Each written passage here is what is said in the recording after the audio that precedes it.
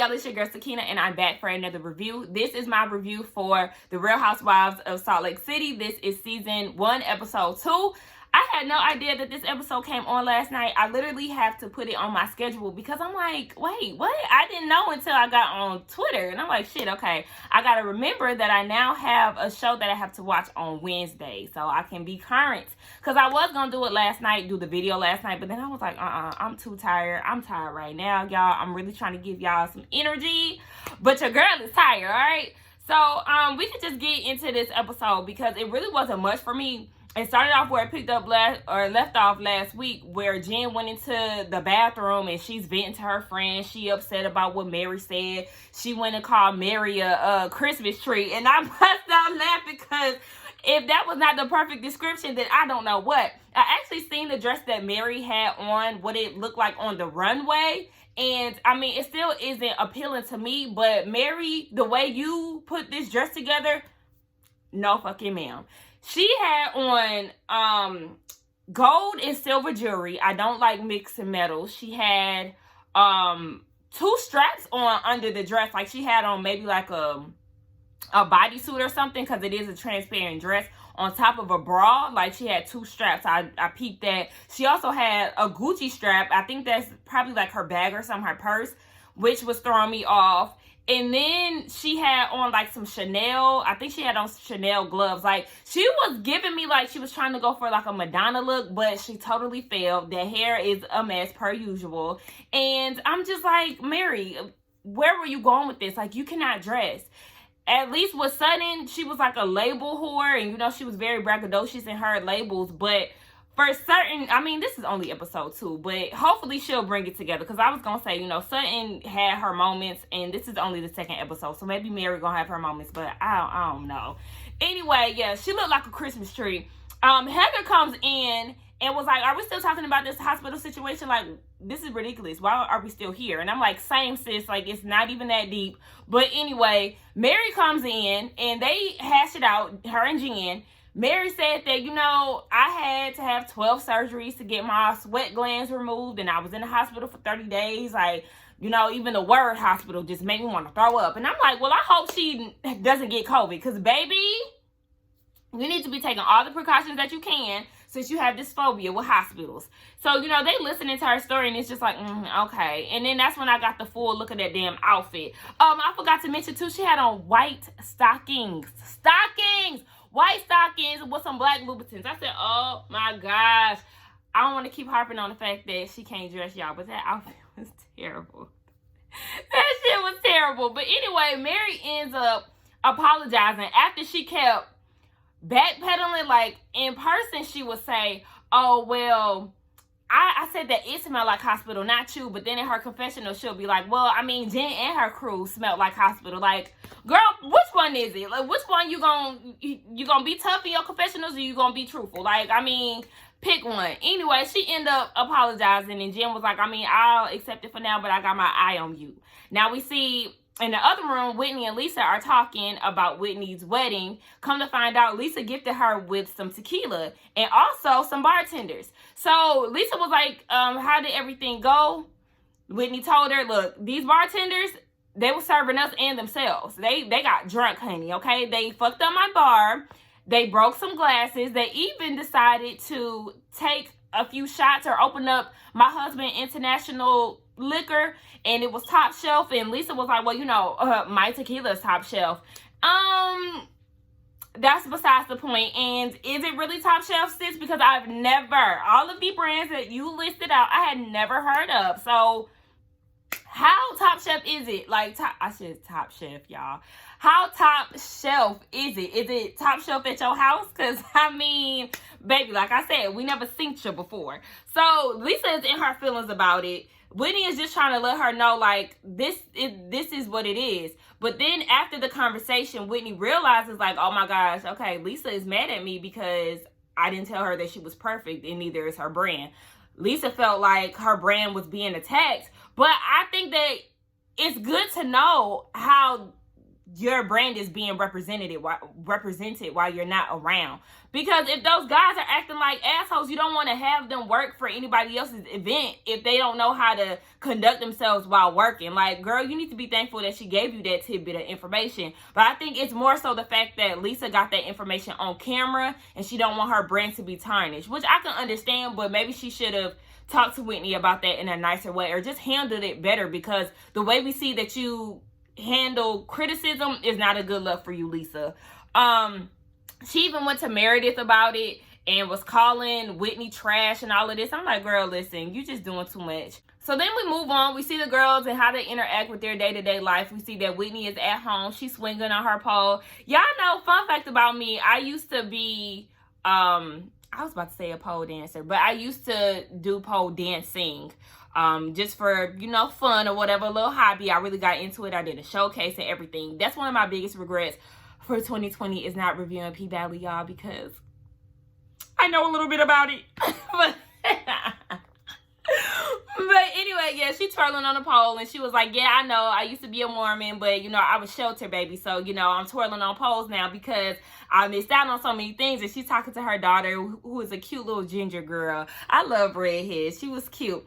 But Heather and Meredith FaceTime each other and they want to set up a skiing trip. So we know that's about to go down. Now Lisa is talking to her husband about the ski trip and she's like, well, I don't really want to see Whitney because she was trying to trash my brand. I don't want to lose my liquor license over somebody who had a basement wedding with a stripper pole. I'm like, girl, here you go being judgmental. Like, don't try to shade her. You was trying to be nice to her at first until she gave you a little criticism. Now you want to try to down her. And she going on and on and on to her husband about what Whitney did and this and that. And she was like, how the bartenders handled themselves my problem? Because, again, they're a representation of you. You are the ones who hired them for her event. So, yes, you need to know how they were handling themselves while at work. Like, I don't know. She just kept talking and her husband was like, okay, are you open for feedback or you just want me to listen? And he was like, she said, I just want you to listen, honey. He was like, oh, okay, because she just kept running her damn mouth. Now, what she said that she gave Whitney a phone call and she was like, you know, I basically nipped it in the bud. Now we good. Heather and Whitney go ski trip shopping and they're having a conversation about, what's her name, Lisa. Y'all, I'm still getting acquainted with these people's names. I feel like I'm doing a good job, but I'm getting a little tongue-tied with all these people. But yes, the cousins go shopping for ski and stuff, and they get in a conversation to Lisa. And Whitney was saying she wasn't prepared for Lisa's dismissiveness. It was actually Heather who wasn't ready for Lisa's dismissiveness at Jen's party. Remember, Lisa walked away when she walked up to her and Meredith. I messed that up. No, that was Heather who said that. See, look, I'm messing up. Heather said that, and she said that she invited her to the ski trip because of their history, or according to Lisa, their lack thereof. Because, again, remember, she said she didn't know sis.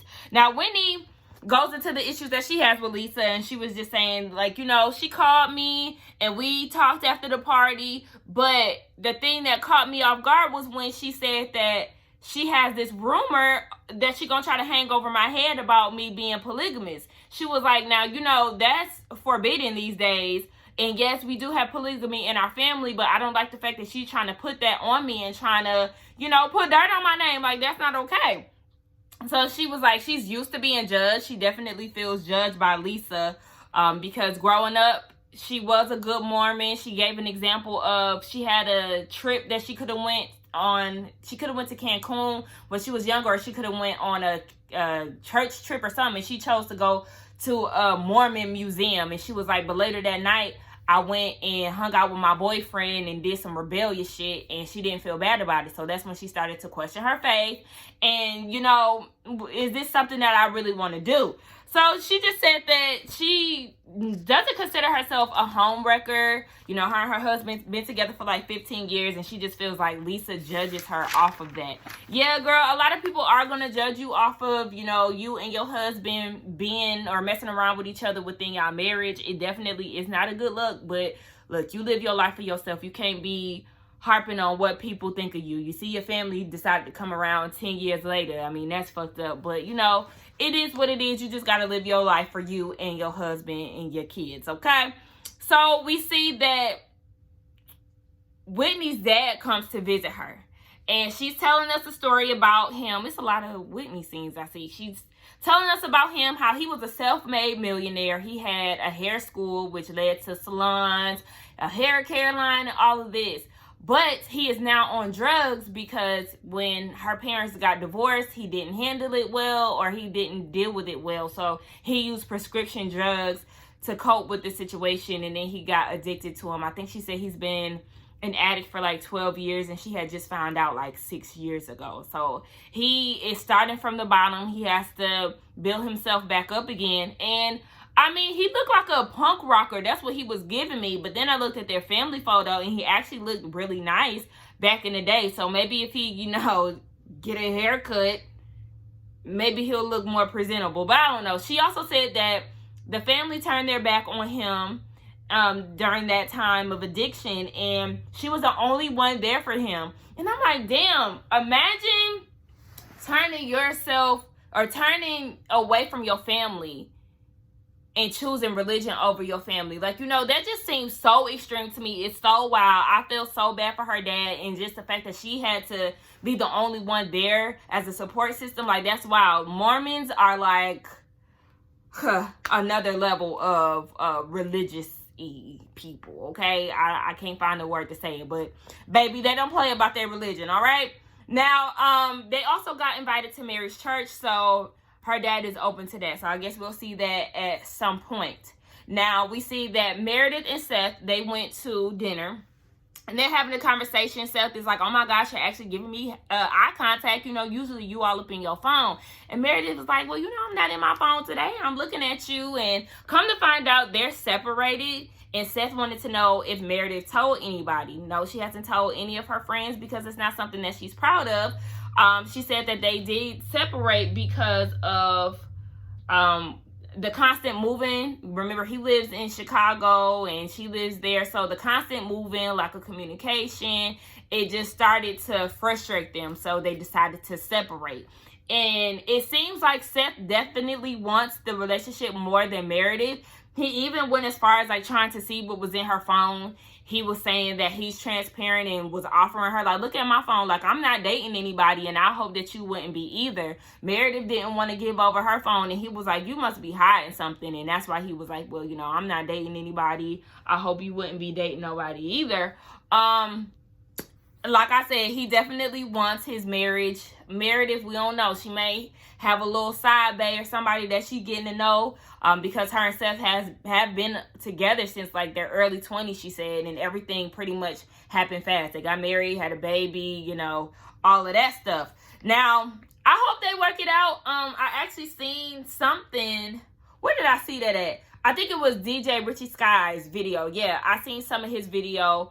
And the guest that he had on there, what's his name? Up and Adam. Yeah, the guy that was on there, he said that it seemed like they may be working it out or something like that, because Seth was in the live watch party that they had or something like that. But I mean, hopefully they're working it out. I'm saying all of that to say hopefully they work it out.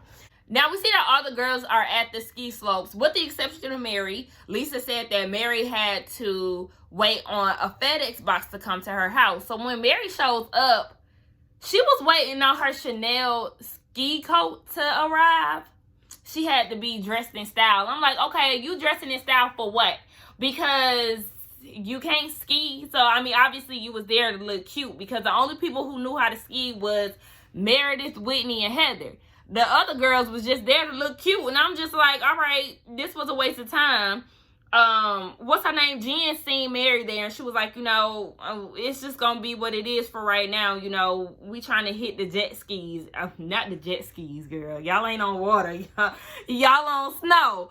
But what happened? So yeah, the girls are skiing. Jen said that she had took skiing lessons the day before, and they did a flashback of her on some rollerblades at her house using her heels, her high heels as what is it called? Damn, cones, like hurdles or whatever. It was real cute and real funny. But like I said, Mary, Lisa, and Jen, they did not know how to ski to save their damn lives.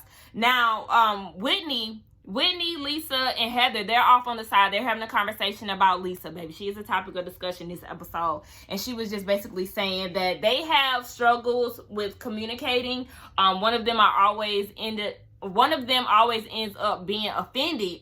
And Meredith was like, well, you know, she's looking at you as a big sister, and I feel like she's coming from a good place, but Whitney doesn't feel that way. She was like, look, I mean, I feel like it's definitely coming from a condescending place.